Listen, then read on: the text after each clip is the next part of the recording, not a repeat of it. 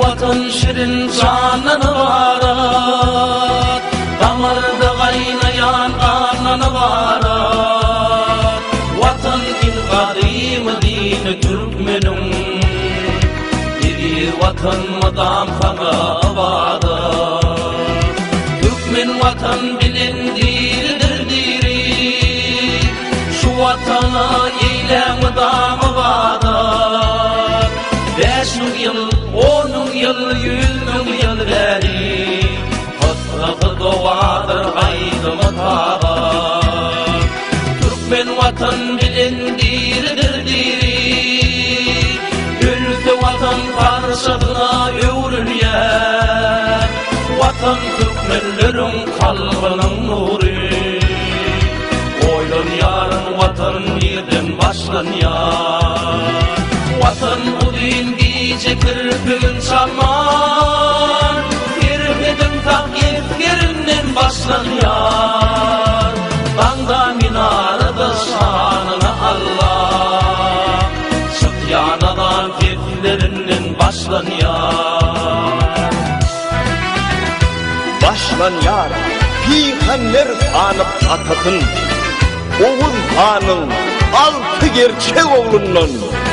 Başlan yar, dünya dey ulu vatanım, atarman çaparman, hunlan kovmundan. Yigitler, ediydi vatanın şiiri, nice yıl Oğuz'u doğa dey saklan.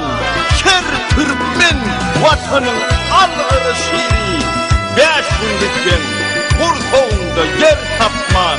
Vatan deyip geçmişten hem gelecekten, atmandan, keremli yerden başlan yar. Vatan ata çıkan Yavuz gerçekten, toğulunup düşen terden başlan yar. Rağının dövedinden başlan yar, dağdan akan köveşinden başlan yar. Kırık nepkenle yalını tığırın koyun, çıgalıver köveşinden başlan yar. Vatan Türkmen namısından başlan yar, Köroğlu'nun namısından başlan yar. Yadilerde vatan feryadın şiir, musafirlan nalısından başlan yar. Vatan kazamımdan tılla girvimden, parlak durun baydağımdan başlan yar. Barışlı bir taraf deyip yurdumda, tutulyan toy bayramımdan başlan yar.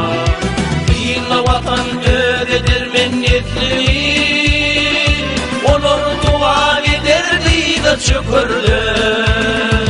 Vatan Türkmenlerin mukaddesi, yine Allah vardır senin yok ordu. Türkmen vatan bilindirdir diri.